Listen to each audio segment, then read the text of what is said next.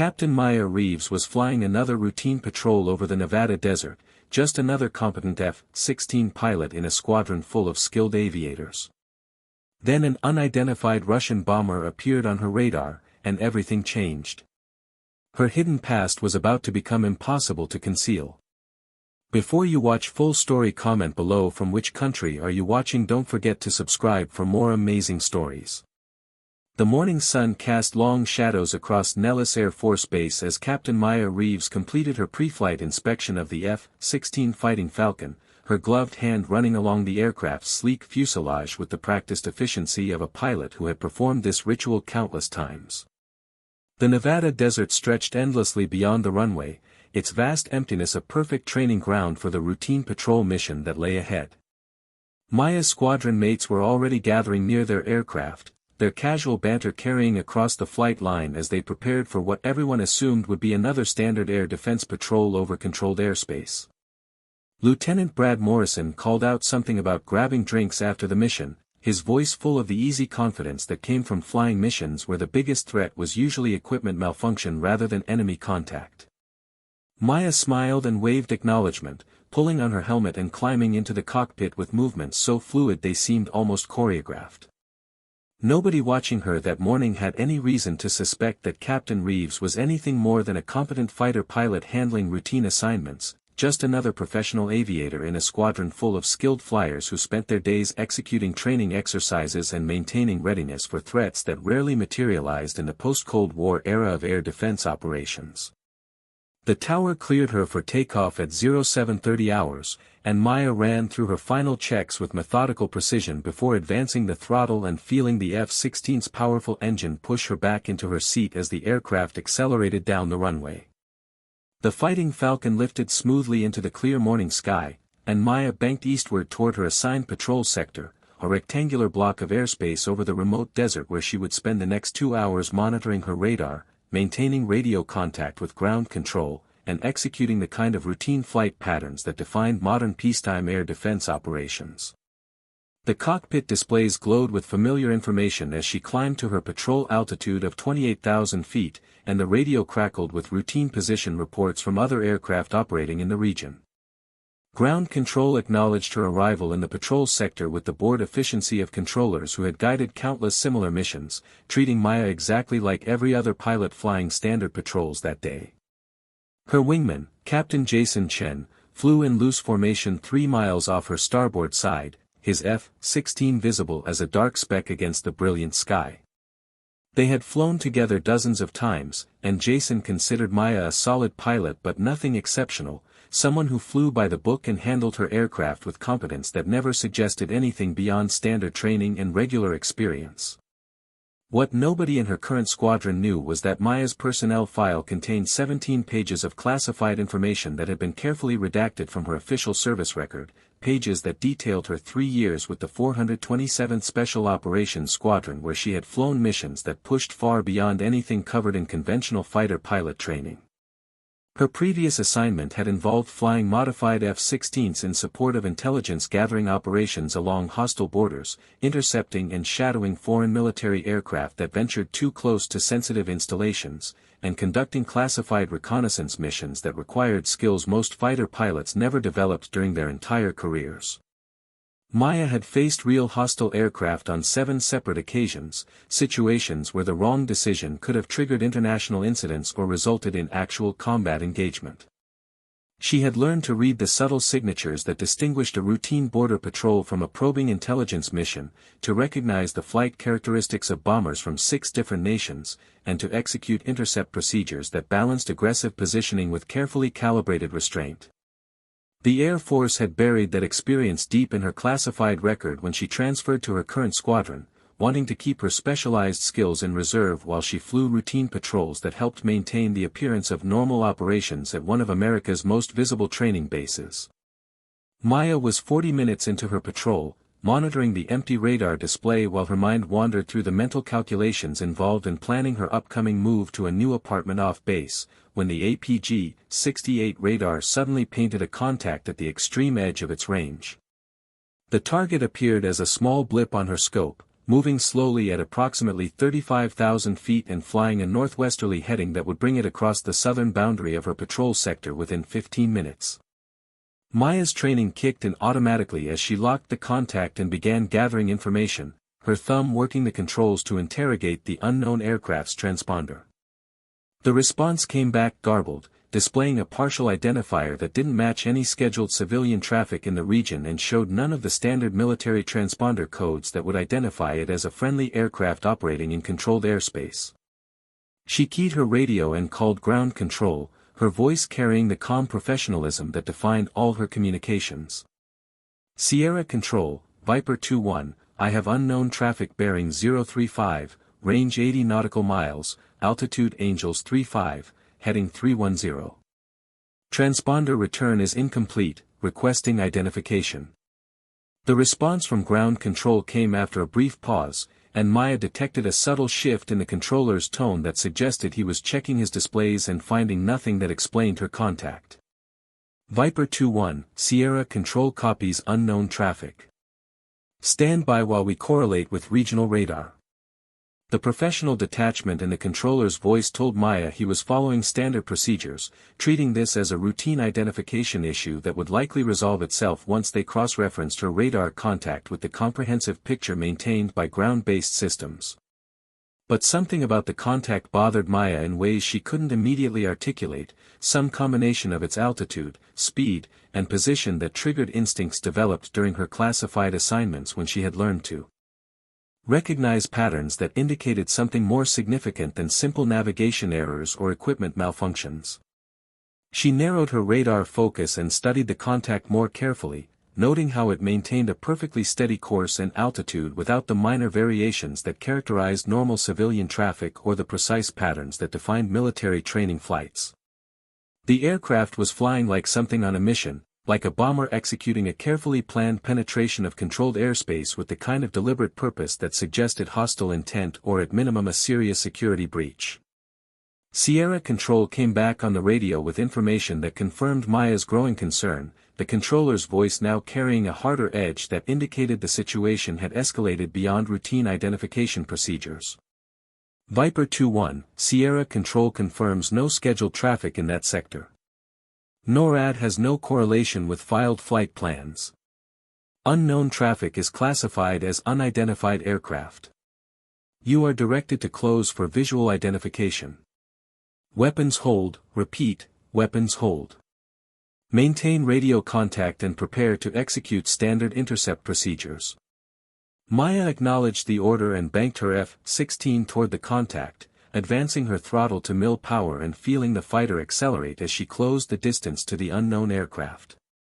Her wingman followed her lead without hesitation, Chen's voice coming across the tactical frequency with a question about whether she thought they were dealing with a lost civilian or something more serious. Maya kept her response neutral, not wanting to share her suspicions until she had more information, but her mind was already running through the specialized intercept procedures she had learned during her classified assignments, procedures that went far beyond the standard training that Chen and her other squadron mates had received. The distance to the unknown contact decreased steadily as Maya pushed her F-16 to 450 knots, the desert landscape far below becoming a blur as she focused entirely on her instruments and the growing clarity of the radar return ahead. At 40 nautical miles, her radar provided enough detail for Maya to begin analyzing the contact's characteristics, and what she saw made her pulse quicken with recognition that came from experience most fighter pilots never acquired. The radar cross-section was large, significantly bigger than any civilian aircraft normally operating at that altitude, and the return showed multiple distinct points that suggested a multi-engine aircraft with substantial size and mass. The flight profile remained unnaturally steady, showing none of the minor altitude or heading changes that civilian pilots made in response to air traffic control instructions or normal navigation adjustments. This was an aircraft flying with purpose, following a predetermined course with the kind of precision that indicated either sophisticated autopilot systems or a very experienced crew executing a carefully planned mission. Maya's specialized training provided context that made her increasingly certain she was looking at a bomber, though whether it was a hostile military aircraft, a foreign intelligence platform, or something else entirely remained unclear until she could close for visual identification. Sierra Control had apparently reached similar conclusions because the controller's next transmission carried a tone of controlled urgency that indicated higher command authorities were now monitoring the situation. Viper 2-1, Sierra Control, be advised NORAD has upgraded the contact to potential hostile. You are cleared to close for positive identification and execute standard intercept procedures. Command authority is monitoring this frequency. Report visual contact immediately. Maya acknowledged while scanning her instruments and running through mental calculations about intercept geometry, closure rates, and positioning that would allow her to identify the unknown aircraft while maintaining tactical advantage in case the situation deteriorated into something requiring defensive action. She pulled back slightly on her throttle to control her approach speed, wanting to avoid overshooting the contact and having to circle back for another attempt at visual identification. Chen moved into a supporting position 3 miles behind and slightly above Maya's aircraft, giving him clear sight lines and positioning that would allow him to observe the intercept while maintaining enough separation to respond to any unexpected developments. At 15 nautical miles, Maya began her final approach to the unknown aircraft, descending slightly to position herself below and behind the contact where she could execute the standard intercept procedure of closing from the target's 6 o'clock position before moving alongside for visual identification. The contact remained steady on its course, showing no indication that its crew had detected her approach or taken any action to evade or acknowledge the intercepting fighters.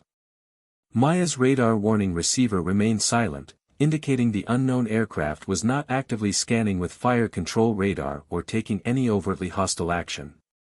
But the lack of response was itself concerning because any legitimate aircraft operating in controlled airspace should have been monitoring emergency frequencies and responding to the presence of military fighters executing intercept procedures.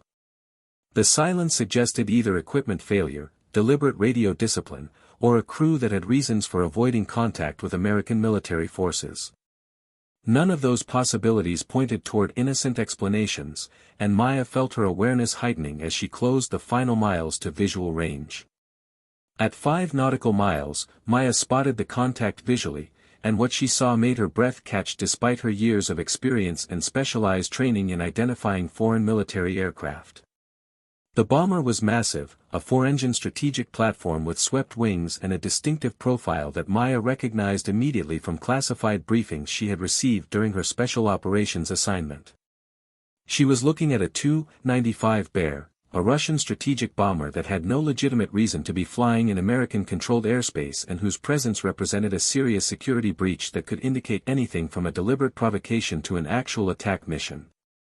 The aircraft's turboprop engines drove massive contra-rotating propellers that left distinctive contrails in the thin air, and Maya could see the bomber's distinctive tail gunner position and the bulges along its fuselage that housed various sensors and electronic warfare equipment. Her mind raced through everything she knew about the Bear from her classified training, recalling that these aircraft typically carried cruise missiles with nuclear or conventional warheads, operated with crews of 7 to 10 personnel, and represented one of Russia's primary strategic strike platforms despite their Cold War-era design. Maya keyed her radio with deliberate calm, knowing that her next words would trigger alarm bells throughout the military command structure and potentially set in motion response procedures that could escalate all the way to the National Command Authority. Sierra Control, Viper 2-1 has visual contact with unknown aircraft. Positive identification of a Russian Tu-95 Bear strategic bomber, 4-engine turboprop configuration, no visible external stores but cannot confirm weapons load. Aircraft is maintaining course 310, speed approximately 300 knots, altitude steady at Angels 35. Crew appears unaware of my presence. Requesting further instructions. The radio fell silent for several long seconds, and Maya imagined the controlled chaos that her report had just triggered in command centers across the military network. An unidentified Russian bomber penetrating American airspace represented exactly the kind of crisis scenario that defense planners spent careers preparing for but rarely expected to actually encounter during peacetime operations. When Sierra Control responded, a different voice had taken over the frequency, senior and authoritative in ways that told Maya she was now speaking directly to a field-grade officer with significant command responsibility. Viper 2-1, this is Sierra Actual.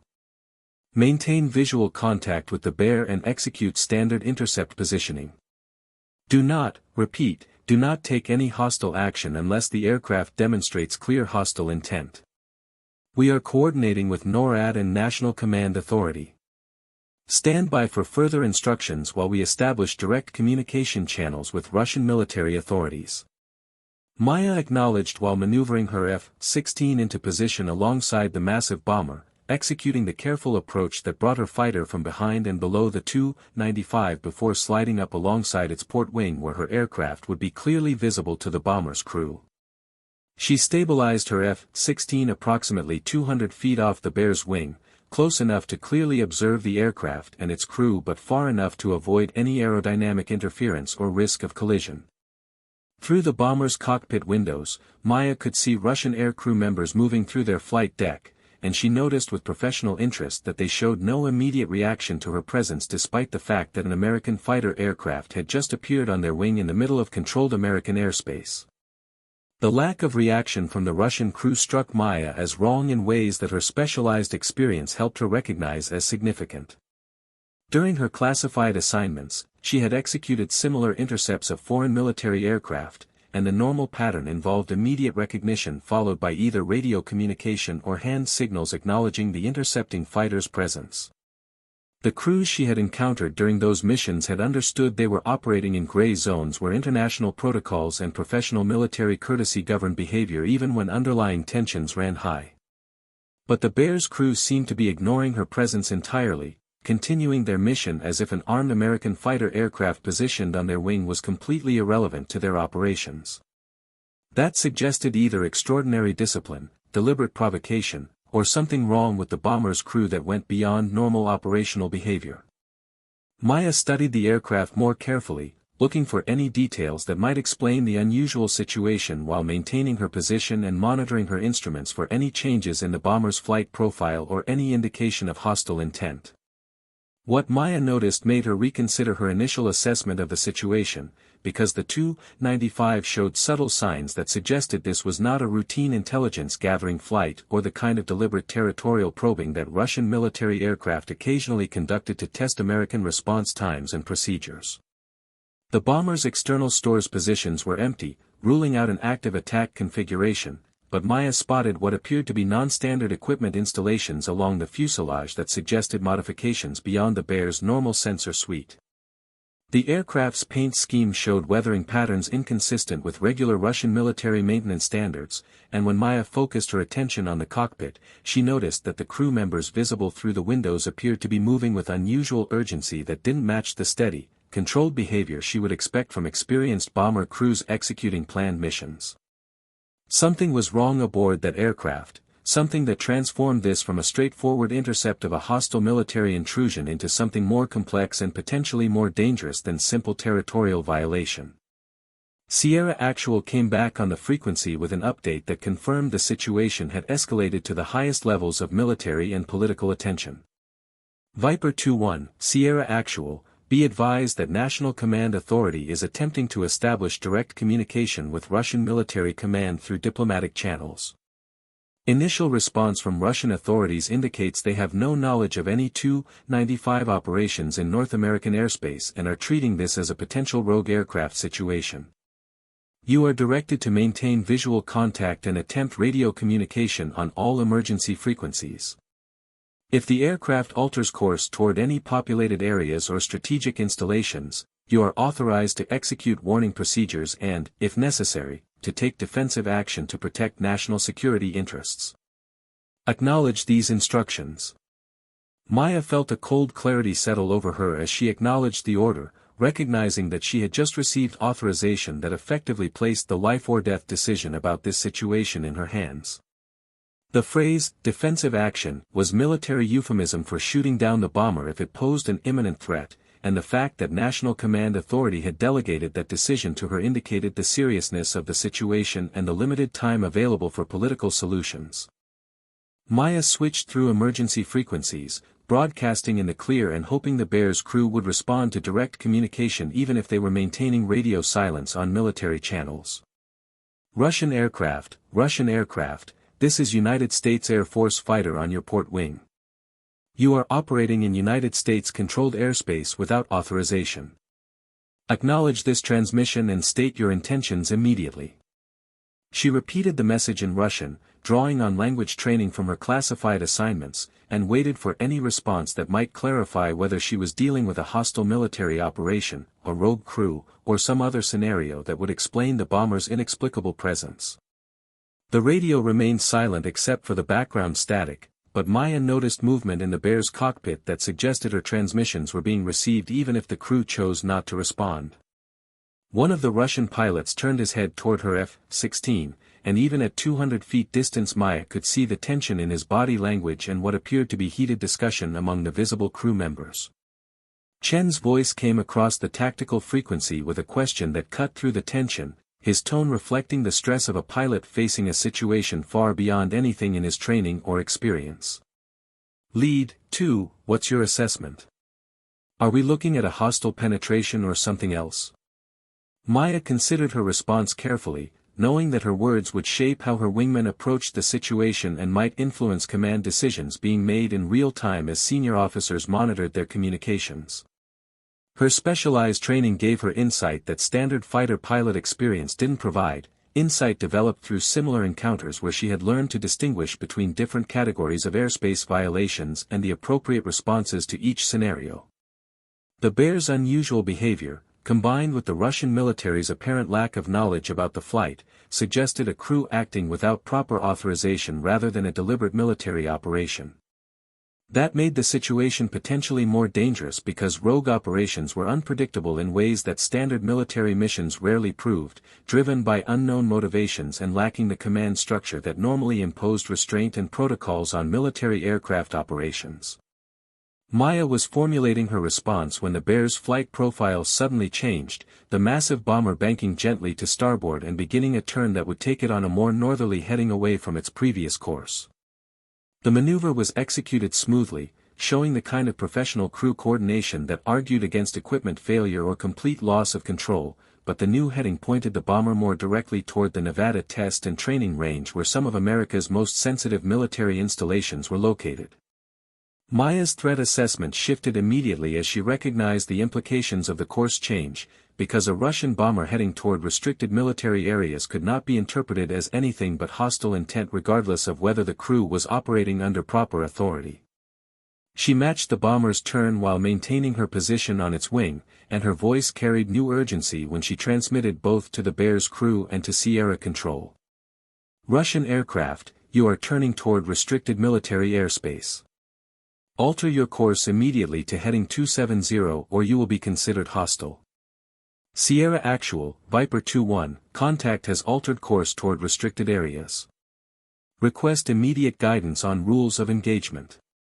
The response from Sierra Actual came with battlefield efficiency that reflected the seriousness of the situation and the limited time available for resolving it through non-lethal means. Viper 2-1, Sierra Actual, you are authorized to execute full warning procedures. If the aircraft does not respond to warnings and continues toward restricted airspace, you have authorization to engage with intent to disable or destroy. National Command Authority is monitoring and confirms these orders.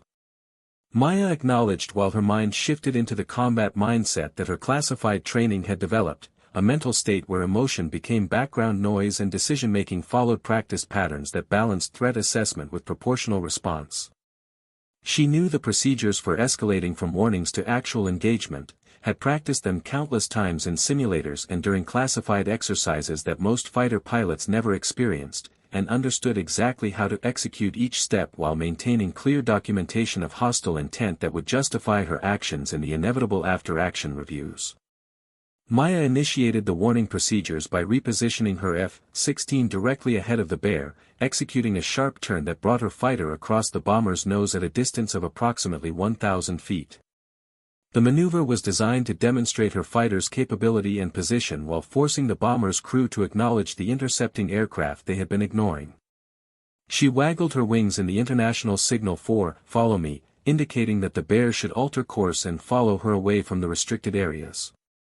The Russian crew's response told Maya everything she needed to know about the situation's gravity because instead of acknowledging her signal or altering course, the bomber maintained its heading with the same steady determination that had characterized its flight profile since she first detected it on radar. That deliberate refusal to respond transformed the situation from an ambiguous airspace violation into clear hostile intent, meeting the criteria that authorized escalation to actual combat engagement if necessary to protect national security. Maya repositioned alongside the bear and transmitted a final warning that laid out the consequences with unmistakable clarity. Russian aircraft, this is your final warning. You are approaching restricted military airspace and have failed to respond to intercept procedures. If you do not alter course immediately, I am authorized to engage and will use all necessary force to prevent your intrusion into restricted areas. Acknowledge this transmission and alter course now. She repeated the message in Russian while watching the bomber's cockpit and studying every detail of the crew's visible reactions. Through the cockpit windows, Maya could see what appeared to be an argument among the Russian officers, animated gestures and body language that suggested internal conflict about how to respond to the situation. One crew member gestured toward Maya's aircraft while apparently speaking urgently, but another crew member shook his head firmly in what looked like refusal to alter their mission. The internal struggle gave Maya a moment of hope that some faction aboard the bear recognized the danger and might prevail in forcing a course change, but the bomber's heading remained steady even as the distance to restricted airspace decreased with every passing second. Sierra Actual's next transmission carried the weight of decisions made at the highest levels of command, words that gave Maya explicit authorization to use lethal force while leaving the final tactical decision in her hands based on her assessment of immediate threat. Viper 2-1, Sierra Actual, you have authorization to fire warning shots ahead of the target aircraft. If warning shots do not produce course change, you have authorization to engage with intent to disable the aircraft. Rules of engagement are now active. Exercise your judgment based on immediate threat assessment and maintain documentation of all hostile actions. Maya acknowledged while transitioning from warning procedures to combat preparation, her hands moving through practiced sequences as she armed her weapons systems and prepared to execute the graduated response that doctrine required. Her specialized training had included scenarios exactly like this, situations where escalation had to proceed through clearly defined steps that demonstrated restraint while building an unambiguous record of hostile intent that would justify lethal action. Maya selected her M61 Vulcan cannon and positioned her F-16 ahead and above the bear's flight path, calculating the geometry that would allow her to fire a burst across the bomber's nose without risk of actually hitting the aircraft.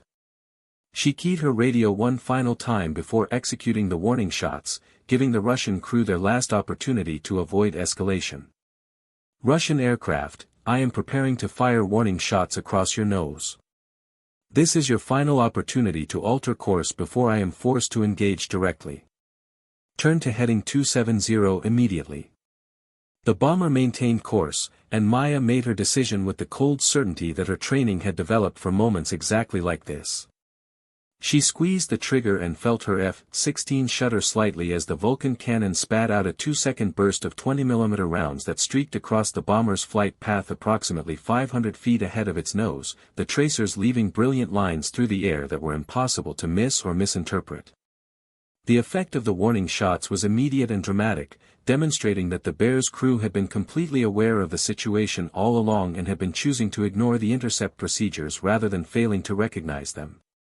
The massive bomber broke sharply to port, banking into a steep turn that pushed the limits of the aircraft's maneuverability and suggested a crew responding to immediate danger rather than following planned procedures. Maya banked hard to follow while calling out the dramatic course change to Sierra Control and watching carefully for any indication that the bomber might be transitioning from evasion to actual hostile action. The Bear's turn stabilized on a westerly heading that would take it away from restricted areas and back toward international airspace, and Maya detected what might have been a transmission in Russian over one of the emergency frequencies, though the signal was too broken to understand clearly. She maintained her position off the bomber's wing while the aircraft completed its turn and steadied on its new course, and she noticed that the previously tense activity in the cockpit had been replaced by what looked like defeated resignation as the Russian crew apparently abandoned whatever mission had brought them into American airspace. Sierra Actual came back on the frequency with acknowledgement of the successful intercept and new instructions that shifted the situation from immediate crisis to controlled resolution. Viper 2-1, Sierra Actual, excellent work on the intercept and warning procedures. National Command Authority has established communication with Russian military authorities who have confirmed this is a rogue crew operating without authorization. You are directed to escort the aircraft to Nellis Air Force Base for impoundment and crew detention. Additional fighters are launching to support the escort, and ground forces are being positioned to take custody of the aircraft and crew upon landing. Maintain visual contact and be prepared for any change in hostile behavior, but current assessment is that immediate threat has been resolved. Maya acknowledged while settling into escort position, close enough to the bear to respond to any unexpected maneuvers but far enough to avoid unnecessary tension with a crew that had just been forced to abandon their mission through direct military action. The escort flight back to Nellis took 40 minutes, and Maya used that time to study the bomber and its crew while processing everything that had just happened. The Russian officers visible through the cockpit windows showed the body language of defeated personnel who understood they were facing serious consequences for their unauthorized mission, whatever its purpose might have been. Maya wondered about their motivations, about what could drive experienced military officers to violate international protocols so egregiously, and about what intelligence value the aircraft and its crew might provide once they were on the ground and subject to interrogation by appropriate authorities. Her role in that analysis would be limited because once the bear landed, security services and intelligence personnel would take over while she returned to being a regular fighter pilot flying routine assignments. But the specialized training that had allowed her to handle this crisis would remain in her classified service record, ready for the next situation that required skills beyond standard operations. Chen had been silent during most of the escort flight, maintaining his position and following Maya's lead without questions that might distract from the mission. But as they approached Nellis and prepared to hand off the captured bomber to base security forces, his voice came across the tactical frequency with a mix of respect and curiosity that Maya recognized as the beginning of new awareness among her squadron mates about her capabilities. Lead, too, that was some seriously impressive flying and decision-making back there. Where exactly did you learn those intercept procedures? That went way beyond anything they taught us in training. Maya smiled inside her helmet, knowing the question would inevitably lead to speculation and rumors once they were back on the ground. Her response was carefully neutral, designed to deflect rather than reveal the classified details of her background. Just following standard procedures, too. Maybe with a little extra emphasis on the importance of clear communication and graduated response. We'll debrief everything when we land. The landing at Nellis was carefully choreographed, with Maya and Chen maintaining their escort positions while the massive Russian bomber descended on final approach surrounded by emergency vehicles and security forces that had been staged to take immediate custody of the aircraft and its crew. Maya watched from her cockpit as the bear touched down smoothly, its experienced crew demonstrating professional skills even in the midst of their unauthorized mission's failure, and she felt a mixture of relief that the situation had resolved without loss of life and satisfaction that her specialized training had proved essential when circumstances demanded capabilities beyond routine operations. She landed her own F-16 after the bomber had been secured, and as she taxied back to her squadron's area, she could see command staff vehicles already rushing toward the operations building where she would spend the next several hours in intensive debriefing sessions that would document every detail of the intercept and provide the basis for diplomatic protests and intelligence analysis. The following days brought exactly the level of attention that Maya had expected and dreaded, with her squadron mates treating her with new respect bordering on awe while commanders from higher echelons reviewed her actions and praised her handling of a crisis that could have escalated into international incident or actual combat engagement. The Russian crew, it turned out, had been intelligence officers operating without proper authorization as part of what their government characterized as an unauthorized penetration intended to test American air defense response times and capabilities. The political fallout played out at levels far above Maya's rank, but she understood from classified briefings that her intercept had revealed serious gaps in Russian command and control while demonstrating American capabilities in ways that would influence strategic calculations for years to come. Her specialized training, the classified skills that had remained hidden in her service record while she flew routine patrols, had proved their value in the most dramatic possible way. 3 weeks after the incident, Maya sat in her squadron commander's office receiving notification of her next assignment, and she wasn't surprised when the orders showed she would be returning to special operations duty with new responsibilities that reflected her demonstrated capabilities under crisis conditions. Colonel Martinez studied her across his desk with the kind of frank assessment that acknowledged everything that couldn't be said directly about her classified background and the role it had played in the successful intercept. "Captain Reeves, your performance during the Bear incident was exactly what we need from our most capable pilots.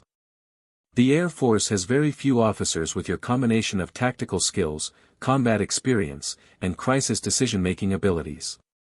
Your new assignment will require everything you've learned and probably push you even further.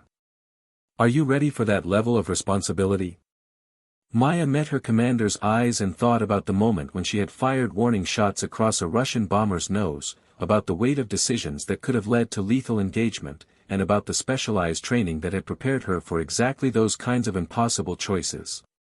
She had spent months flying routine patrols while her classified skills remained dormant, had been treated as just another competent pilot handling regular assignments, and had proven when circumstances demanded it that some capabilities couldn't be replaced by standard training or routine experience. The unknown bomber appearing on her radar had transformed a routine mission into a crisis that revealed everything about who she really was beneath the surface of conventional operations. Her answer to Colonel Martinez came without hesitation, carrying the quiet confidence of someone who had already faced the worst possible scenarios and emerged with both capability and judgment intact. "Yes, sir, I'm ready. Whatever the mission requires." The morning sun cast long shadows across Nellis Air Force Base as Maya completed her final flight in routine patrol status, knowing that her next assignment would take her back into the world of classified operations where threats were real and capabilities were tested in ways that most fighter pilots never experienced. She had been just an F-16 pilot, competent and professional but unremarkable in the eyes of her squadron, until an unknown bomber had appeared on her radar and demanded everything that her hidden training had developed. The crisis had revealed her true capabilities to commanders who needed pilots with exactly her combination of skills, and now her career would reflect that reality rather than the comfortable fiction of routine assignments. As Maya packed her gear and prepared for the transition to her new role, she felt no regrets about leaving behind the simplicity of regular patrols. Some pilots were meant for routine operations, and some were meant for the impossible missions that required capabilities beyond standard training. The unknown bomber had proven which category she belonged in, and Maya was ready to embrace everything that recognition would demand from her in the challenging assignments that lay ahead.